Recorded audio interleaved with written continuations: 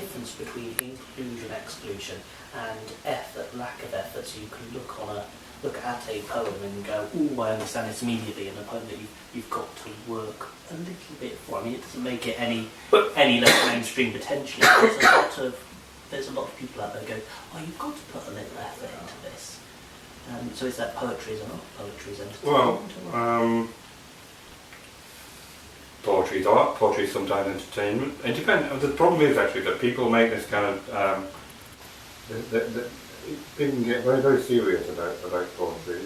And one of the things that Kenneth Koch says is that there's a difference between what poetry does, in a sense, actually, is it kind of makes language a bit magical. It's like he makes a distinction between 2 plus 2 equals 4, and 2 plus 2 is very blue, which I love, because it's basically saying, well, poetry isn't necessarily difficult, but it can be read into more deeply. Read into it. You can see it evokes things.